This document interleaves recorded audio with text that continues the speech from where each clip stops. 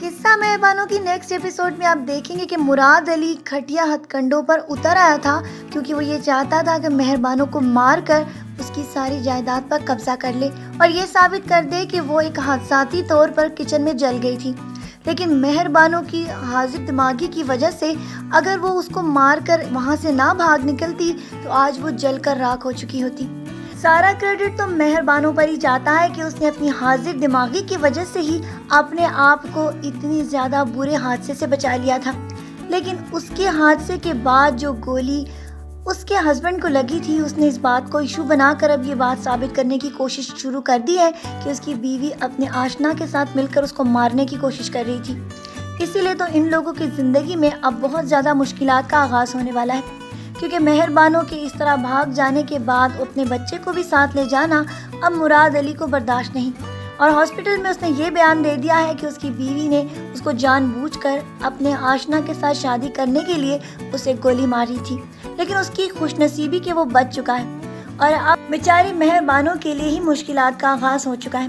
اب اس کا بچنا مشکل ہی نہیں بلکہ بہت زیادہ ناممکن بھی نظر آ رہا ہے، کیونکہ پولیس کو اس نے ہر ممکن اس بات کے اوپر یہ ثابت کر دیا ہے کہ اس کی بیوی ہی اس کو مار کر بھاگی تھی. اور اب ساتھ ساتھ مہربانوں کے محراب کی زندگی میں بھی مشکلات آ چکی ہیں، کیونکہ پولیس اس کی تلاش میں ہے اور اب اس کی گرفتاری بھی پکی ہے. لیکن اس کے بچنے کی صرف ایک ہی امید ہے، کیونکہ اس دوران جس وقت یہ سارا وقوع ہو رہا تھا مراد علی اپنی بیوی کو مار رہا تھا، لیکن ساتھ ساتھ مہتاب ان دونوں بچوں کی شادی کروا رہا تھا. نور اور ایاز کی شادی اس بات کا کھلم کھلا ثبوت ہے کہ وہ حادثے کے مقام سے بہت دور تھا اور ایسا ممکن ہی نہیں تھا کہ وہ ادھر سے یہاں سے وہاں جاتا اور پھر مراد علی کو مہربانوں کے ساتھ گولی مار کر واپس آ جاتا. اسی لیے اب امید یہ کی جا سکتی ہے کہ شاید فری کو بھی اس بات کا اندازہ ہو جائے کہ وہ جس خطرناک شخص کے ساتھ اس کے گھر پر رہ رہی ہے اس سے کوئی بھی بعید نہیں.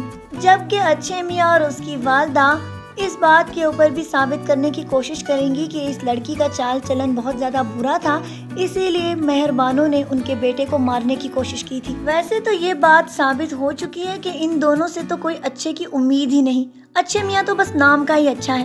چلے آج کے پرومو ریویو ویڈیو کو اسی بات کے ساتھ ختم کرتے ہیں کہ شاید مہربانوں کی زندگی میں پھر سے خوشیاں لوٹ آئیں. اپنا ڈھیر سارا خیال رکھیے گا. میری بہت ساری دعائیں ہمیشہ آپ کی زندگی میں چلتی رہیں گی. اللہ حافظ.